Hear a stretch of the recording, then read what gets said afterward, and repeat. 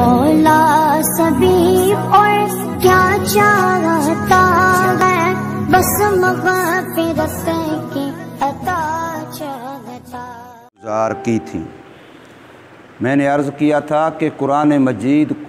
کے لیے اللہ تبارک و تعالی نے رمضان مبارک کو برتن بنایا ہے،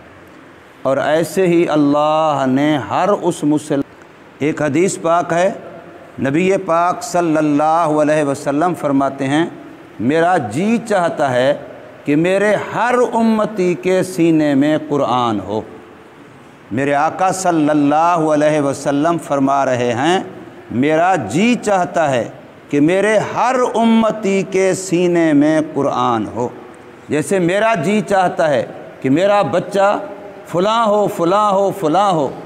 ایسا افسر ہو، ایسے عہدے والا ہو، ایسا مالدار ہو، جیسے میں اپنی اولاد کے بارے میں ترقی چاہتا ہوں، ان کے لیے عزت والا ہونا چاہتا ہوں، تو میرے آقا صلی اللہ علیہ وسلم جو پوری امت کے لیے باپ کی جگہ ہیں، پوری امت کے لیے نبی پاک صلی اللہ علیہ وسلم والد کی مانند ہیں، باپ کی مانند ہیں، تو آپ کی خواہش یہ ہے کہ میرا ہر امتی، میرا ہر روحانی بیٹا ایسا ہو جس کا سینہ قرآن کا خزینہ ہو۔ اور میرے آقا نے ارشاد فرمایا میرے امتی کا وہ سینہ جو قرآن سے خالی ہے، جس میں قرآن نہیں ہے، کل بیت الخرب، وہ ویران اور کھنڈرات گھر کی طرح ہے۔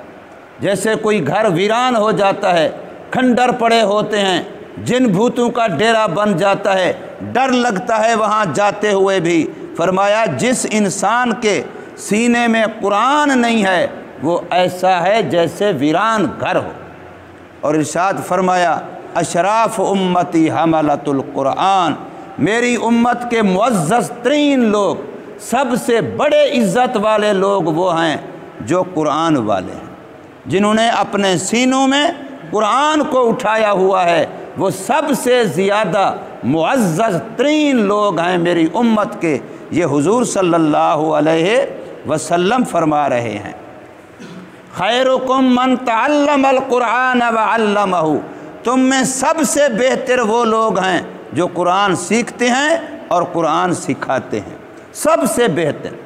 اور میرے آقا ارشاد فرما رہے ہیں کن عالما او متعلما او خادما لہما ولا تکن غیرہم، میرے امتی کے لیے تین باتوں میں سے کوئی نہ کوئی ایک ہونا ضروری ہے، اس کے علاوہ میرے امتی کا منصب کوئی شایان شان ہی نہیں ہے،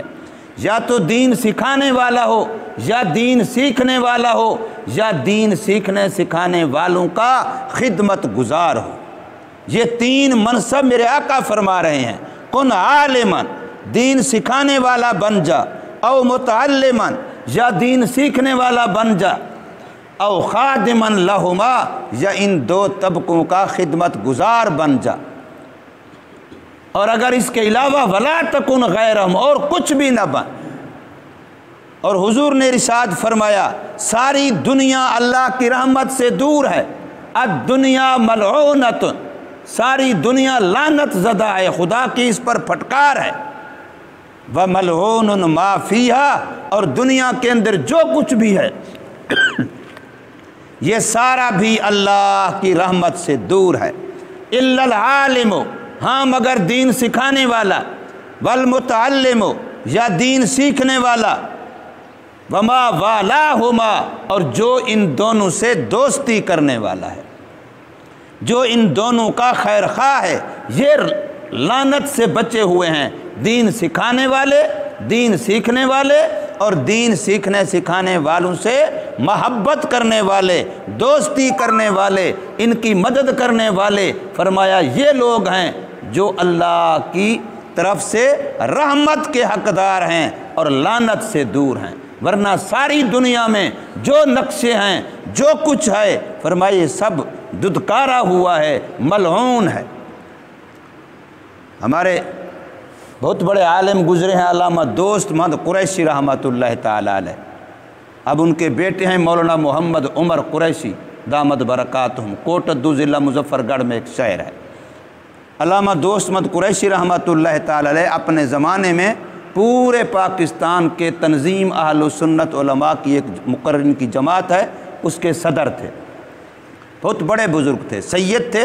ہاشمی خاندان کے تھے۔ انہوں نے اپنا واقعہ لکھا اپنی ایک کتاب میں، جب پاکستان نہیں بنا تھا اس سے پہلے یہ فرماتے ہیں کہ میں کوٹ عبدالضلع مظفر گڑھ سے بچہ تھا،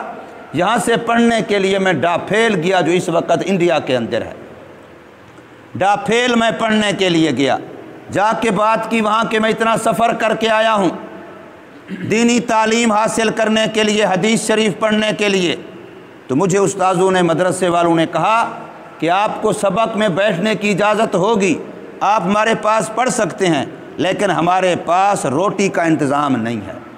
ہمارے پاس پہلے تعداد زیادہ ہے، جتنا کھانے کا انتظام ہے وہ ہمارے پاس بچے پورے ہیں، اس لیے اگر آپ اپنے کھانے کا خود انتظام کر سکتے ہیں تو پھر آپ ہمارے پاس پڑھ سکتے ہیں، اور اگر کھانے کا انتظام نہیں کر سکتے تو پھر ہمارے پاس آپ کے لیے کھانے کا انتظام نہیں ہو سکتا۔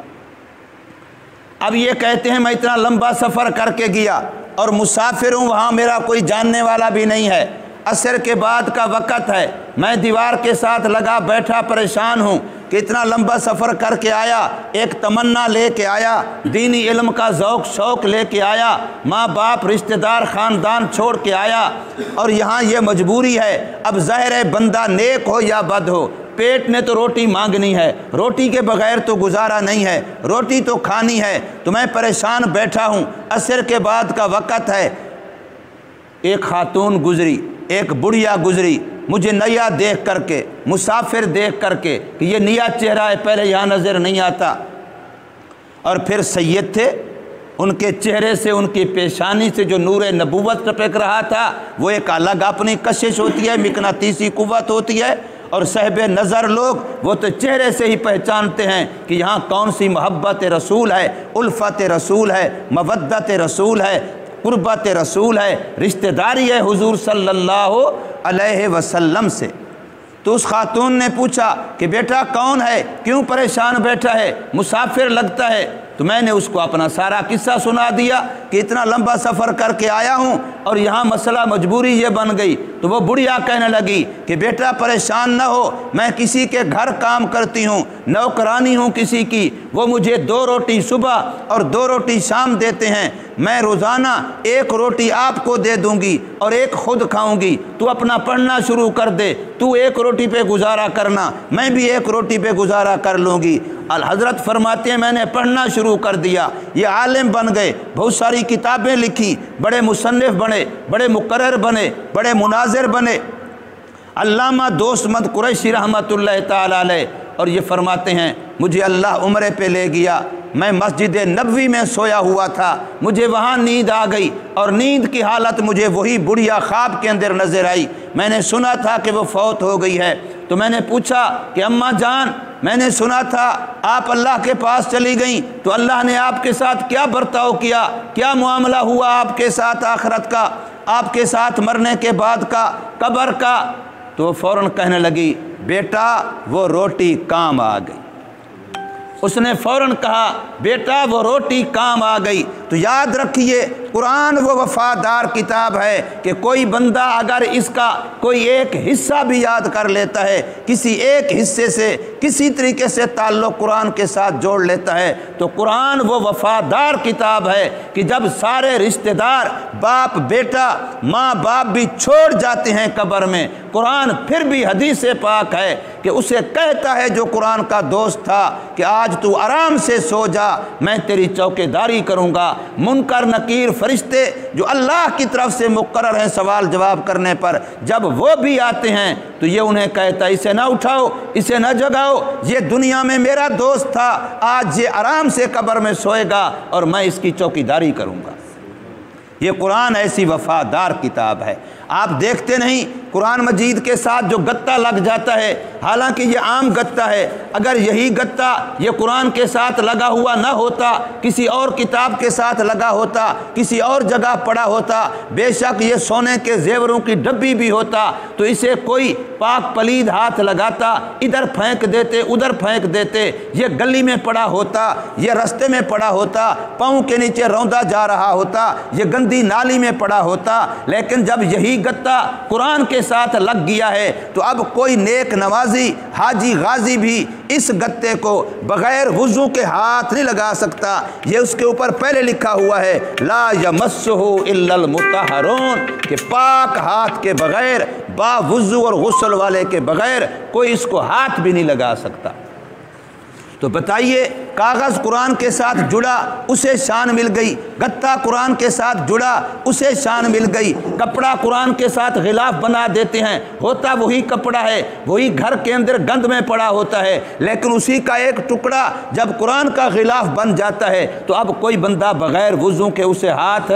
نہیں لگاتا۔ یہ عظمتیں دیتا ہے قرآن، یہ شانیں دیتا ہے قرآن، اور یہ قرآن ہے جو اللہ نے رمضان میں دیا ہے۔ اس لیے رمضان قرآن کا مہینہ ہے، قرآن اور رمضان کا آپس میں خاص جوڑ ہے، تو ہمارا فرض بنتا ہے کہ ہم بھی اپنے آپ کو قرآن کے ساتھ جوڑیں، اپنے گھروں کو جوڑیں، اپنے بچوں کو جوڑیں، خواتین کو جوڑیں، مستورات کو جوڑیں، بوڑھے جوان سارے کے سارے قرآن کے ساتھ جڑیں۔ جو محلہ قرآن سے جڑ جائے گا، جو علاقہ گلی قرآن سے جڑ جائے گی، جو کاروبار قرآن سے جڑ جائے گا، وہاں رحمتیں ہوں گی، برکتیں ہوں گی، عافیتیں ہوں گی، خیریں ہوں گی۔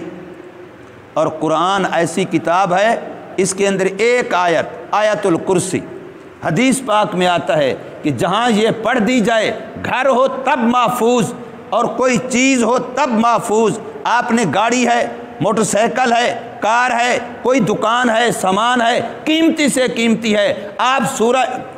یہ آیت الکرسی پڑھ کے اس پر دم کر دیں، پھونک مار دیں، رب کعبہ کی قسم ہے، آپ یقین کر لیں کوئی چور، کوئی ڈاکو کبھی اس کی چوری اور ڈاکہ نہیں کر سکتا۔ یہ مشہور واقعہ ہے، ہمارے مدرسہ دارالعلوم دیوبند جو انڈیا کے اندر ہے، وہاں کا جو